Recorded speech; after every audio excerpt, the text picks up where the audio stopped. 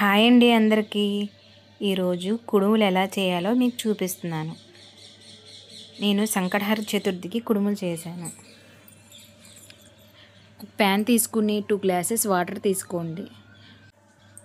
Water కొద్దిగా heat ఎక్కాక నేను బెల్లంలో సగం ముక్క వేశాను. 2 యాలక్కాయలు వేసుకోండి.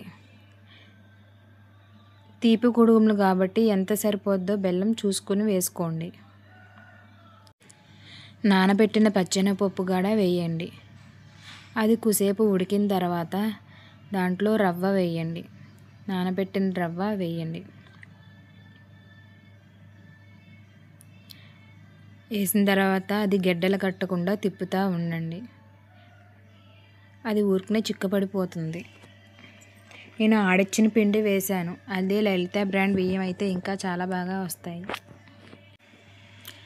అది దగ్గర పడే వరకు తిప్పుతూ ఉండండి. ఇలా దగ్గర పడాక దీంట్లో 1 స్పూన్ నెయ్యి వేసుకోండి.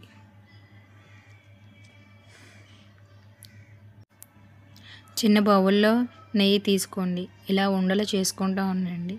ఇడ్లీ పాత్రలో కొద్దిగా వాటర్ పోసుకొని ఒక రేక్ పెట్టుకుని ఇలా ఉండలు చేసుకోండి. కొద్దిగా వేడి మీదే చేసుకోవాలి. ఇలా అన్నీ ఉండలు చేసుకుని పొయ్యి మీద పెట్టుకుని ఆవిరి మీద ఉడికించుకోండి.